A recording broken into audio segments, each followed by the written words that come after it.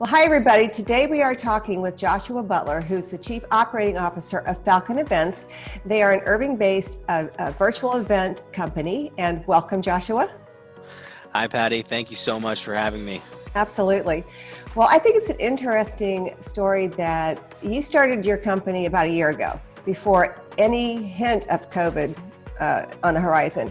And since then, of course, virtual events and planning have just exploded. Why don't you tell us a little bit about that?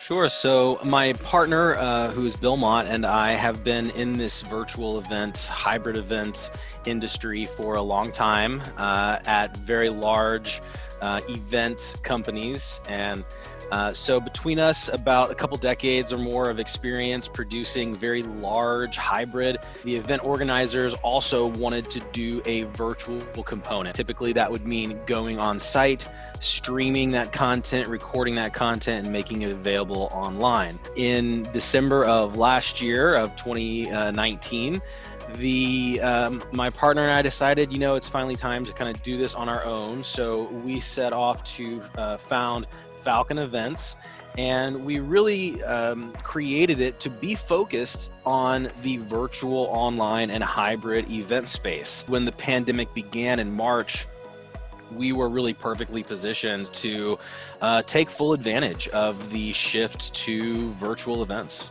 There are a lot of different elements that go into event planning. Can you tell us a little bit of your products and some of the different variations that you offer?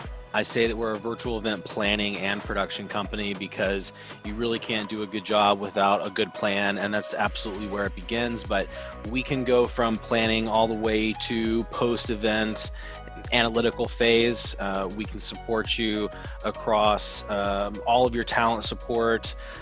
We can build the platform for you so we can support your speakers, support your exhibitors. And so there's a lot of support that goes along with virtual events because so many people, especially in the early days, had a lot of anxiety around what is this like? They've never done it before. I've never presented virtually. If I were a CEO, I'd be nervous about all that going well. So many people tried to do this pivot to virtual. Almost every single registration company and provider spun up a virtual solution very quickly to accommodate the demand.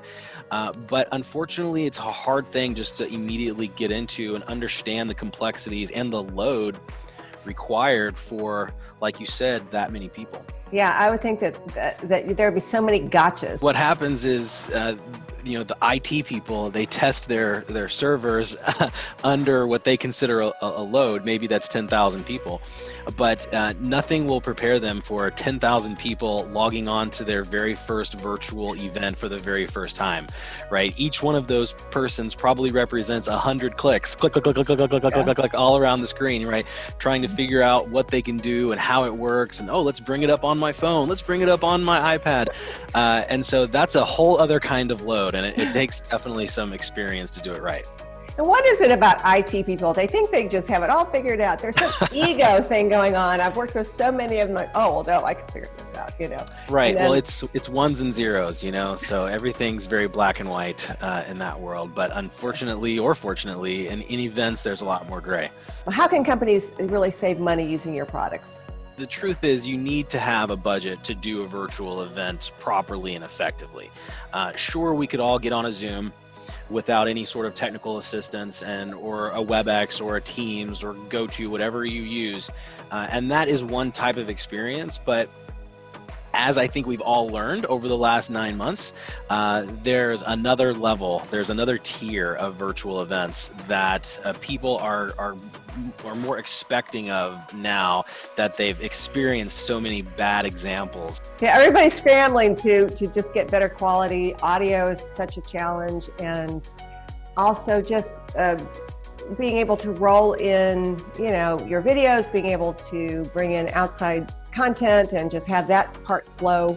That's got to be very complicated, much beyond what any Zoom interface could possibly offer. Well, think about what you would do in a physical event, right? All of the speakers would come into a single room. There would be a technician with some equipment set up. Perhaps they would deliver all of their videos beforehand, or even like run it from the equipment in that room. But it was all controllable. Now, every single presenter has their own camera, their own microphone, their own laptop for delivery, their own videos. And so you've got to really get in front of that, or you're going to have technical issues. One part of our business model is we call our talent support team, and it's a whole team dedicated to doing nothing but regular tech checks with presenters.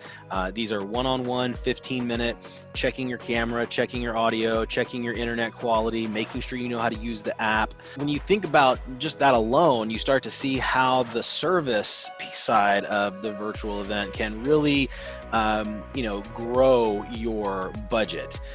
There's also a lot of platforms out there now that are very self-service. You bring your event, you can use this tool. We'll offer some registration, self-registration, etc. And that's great if you have a huge team to learn it and build it and deliver it and support it.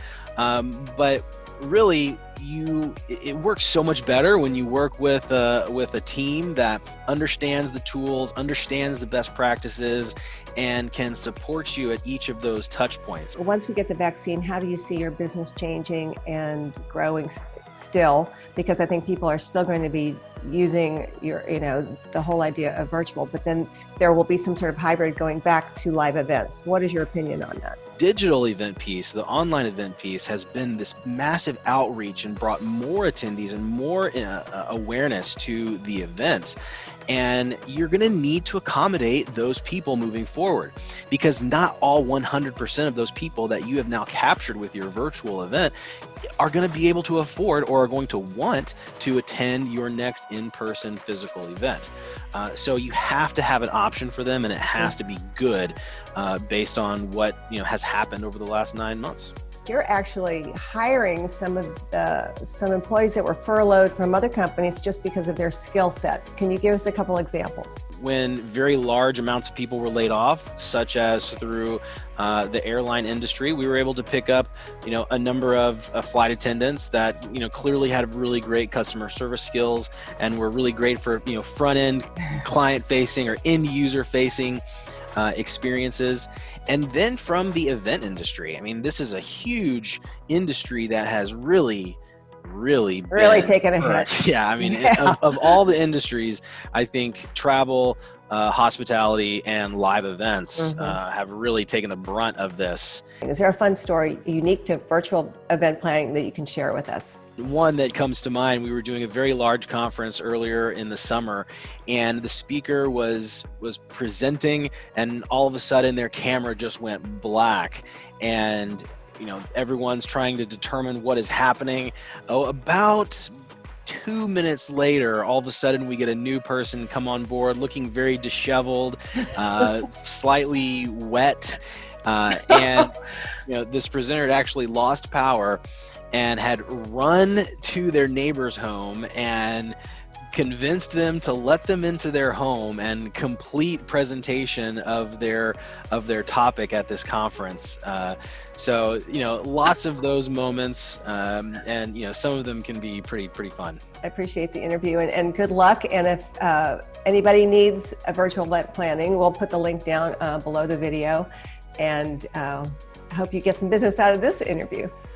Awesome. Thank you so much again, Patty. Really appreciate being on your program.